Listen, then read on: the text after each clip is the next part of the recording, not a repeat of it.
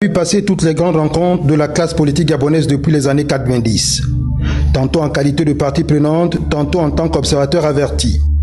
Jean-Victor Mwang Bading, inspecteur de philosophie à la retraite, homme politique se réclamant de l'opposition depuis son jeune âge, porte son regard sur toutes ces assises. À 90, il y a eu la conférence nationale.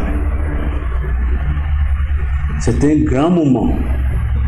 Un moment mémorable de l'histoire du Gabon. Pourquoi? Parce que il marquait une rupture avec le système PDG, le système du parti unique et unique. La conférence nationale est venue réveiller les esprits. Ces moments-là a montré que le peuple gabonais est capable de se libérer. On a vu le peuple gabonais dans la rue à exprimer les revendications légitimes.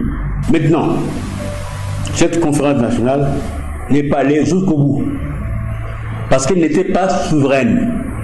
N'empêche qu'on a obtenu certaines revendications. On a eu le relâchement de liberté démocratique.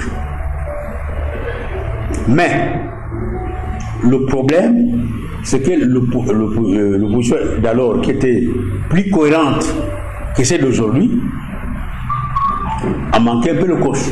En dépit des avancées apportées dans le processus de démocratisation du pays, pour ceux natifs du sud du Gabon, toutes ces rencontres antérieures constituent un véritable échec. Après la conférence nationale, malgré quelques acquis, le Gabon n'a pas progressé. Le Gabon s'est mis sur une mauvaise voie, laquelle, au lieu de progresser, l'histoire du Gabon a bégayé. Ce sont des rendez-vous manqués. Je vous prends un exemple. Après la conférence nationale, il y a eu le dialogue de Paris qui tentait de régler un problème du coup d'État. Parce que l'élection de 93, si Mbaye Bessol, tu as gagné. J'aurais aimé. Bongo a fait un coup d'État. Quand on arrive à Paris, la France était là, quelques pays africains nous assistaient. On a éclipsé le vrai problème du coup d'État. Et on a intitulé le thème de la rencontre problèmes électoraux. C'est le temps de discuter, les problèmes électoraux. Ça peut venir, mais ce n'est pas ça. Donc ces rencontres-là sont les moyens pour nous amener à ne pas poser des problèmes au cœur de la vie du Gabon. Et on a fait comme ça. Et chaque fois, après un coup d'État, on fait un dialogue pour apaiser les esprits, pour permettre à certains Gabonais qui disent opposants d'avoir des postes. Parce que beaucoup d'opposants ne se posent pas pour le Gabon. C'est pour avoir des postes. C'est pourquoi les choses n'avancent pas. Et dès qu'ils ont les postes, ils se taisent. Je n'ai pas été au dialogue d'Angondier. J'ai posé deux questions. Est-ce que ce dialogue, enfin, cette concertation, entre guillemets, mettra à sa base, deux principes.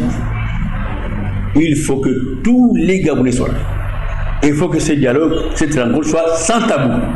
Une énième rencontre se tiendra du 2 au 30 avril prochain. Celle-ci devrait permettre d'écrire une nouvelle page de l'histoire gabonaise au regard de nombreuses attentes des populations. Tous les Gabonais il y en a qui attendent d'avoir du nouveau.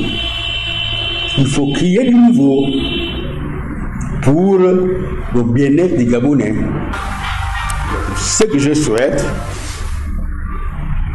parce que les dialogues qui ont eu lieu ont été à un autre de répétition des problèmes posés depuis la conférence nationale qui n'ont pas trouvé de solution.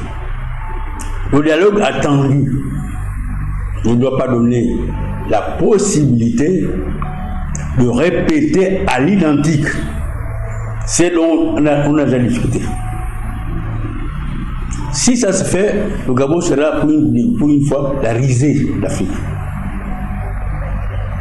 Ce que nous voulons, nous, c'est de poser des problèmes fondamentaux du vivre ensemble qui n'ont jamais fait l'objet des discussions entre les forces politiques, sociales en présence au Gabon.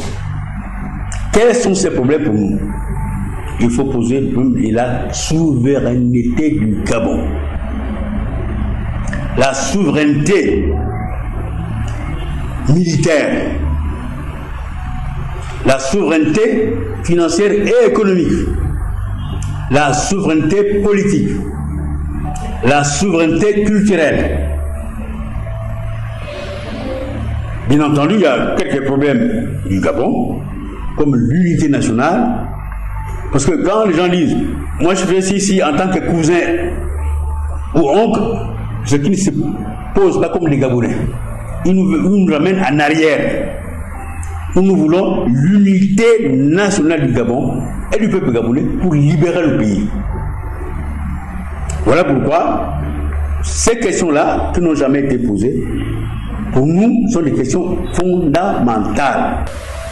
Il faut que les structures changent. Ils disent restauration des institutions. On restaure ce qui a existé, ce qui a fait du bien.